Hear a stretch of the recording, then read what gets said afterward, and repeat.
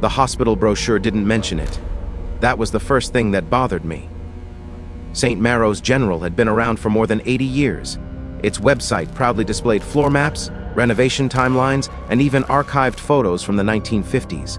Every wing was labeled: East Wing, Children's Ward, Oncology, ICU, Morgue. But the hallway I was standing in wasn't on any map. I knew because I had checked, twice. The night shift was always quiet, but tonight the silence felt heavier, like the air itself was watching me. Fluorescent lights buzzed above, flickering in a slow, uneven rhythm. The smell of disinfectant hung sharp in my nose, mixed with something older underneath. Iron, rot, and something faintly sweet. I was a junior nurse, 3 months into the job, still learning which corridors echoed and which ones swallowed sound. I had been sent to deliver medication to room 317, but somewhere between the elevators and the ward, the hospital changed.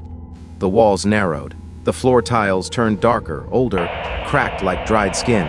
The lights spaced farther apart, leaving long stretches of shadow between them. At the end of the corridor, a sign hung crookedly: Wing C, authorized personnel only. My heart skipped. There was no Wing C. I stood there longer than I should have, listening. No footsteps, no carts, no distant beeping of monitors. Just the faint hum of electricity and something else beneath it. A low, irregular sound, like breathing through fluid. I told myself it was ventilation.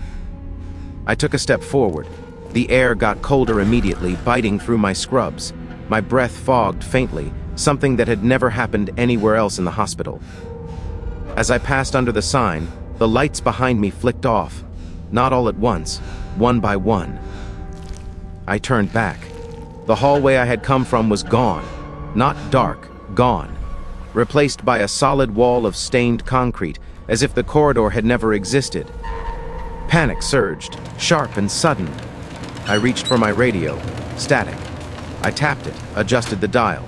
Nothing but a wet, crackling sound, like something chewing on the signal. "Hello?" I whispered. My voice didn't echo. It felt absorbed. The first door on the left was slightly open. A patient room.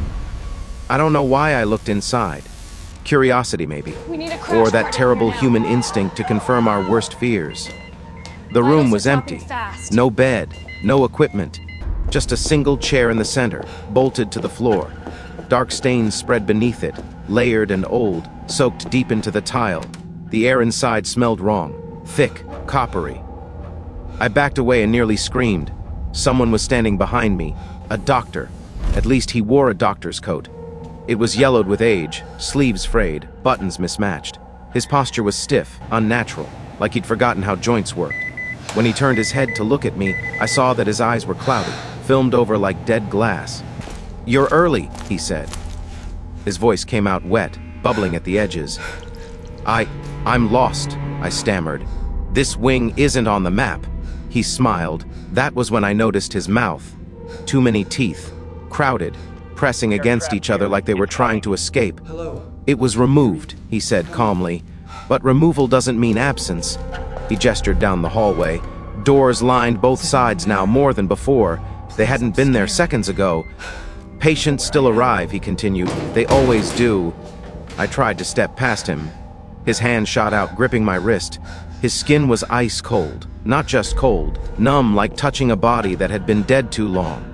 "Observe," he said. The door across from us creaked open. A gurney rolled out on its own. Strapped to it was a woman. Her chest rose and fell rapidly, shallow breaths tearing from her throat. Her eyes were wide, darting, locked on me with desperate intensity. "Please," she mouthed. There were no nurses, no machines, no 4 lines, just restraints. The gurney stopped. The doctor leaned close to my ear. "She died in 1987, he whispered. "But no one signed her discharge." The woman screamed.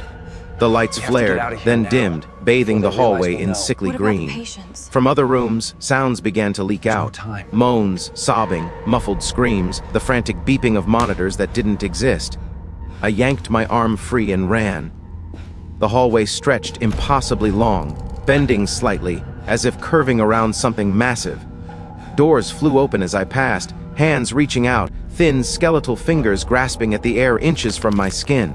Faces stared from inside the rooms, some human, some not. A child with too many joints in his arms, a man whose chest cavity was open, ribs spread wide like a door, organs pulsing wetly, a nurse pinned to the wall, her mouth sewn shut, eyes pleading. "Help us," they whispered in unison. My radio crackled. Through the static, a voice emerged. My voice, patient admitted, it said calmly, "Time unknown." I burst into a larger room, an operating theater. Rows of surgical lights hung from the ceiling, all pointed inward. In the center stood an operating table, and on it, me, another me, strapped down, eyes open, chest rising in terror. I staggered back, bile burning my throat. The doctor stepped beside me. "This is where you belong," he said gently. "You found us. That counts as consent." Calm down. The other me started Everything screaming. is under control. I lunged for the exit. There's nothing wrong The door here. slammed shut on its own.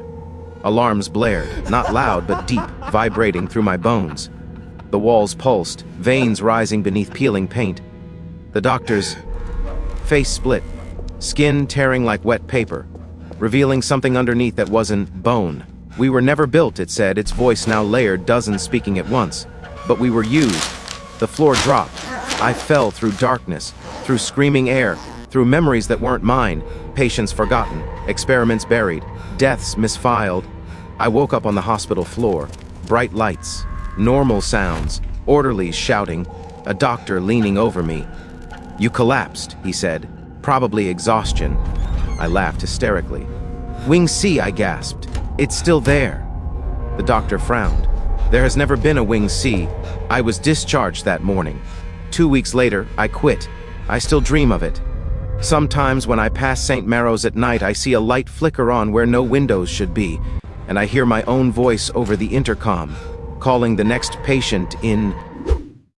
Subscribe to my channel and press the bell icon.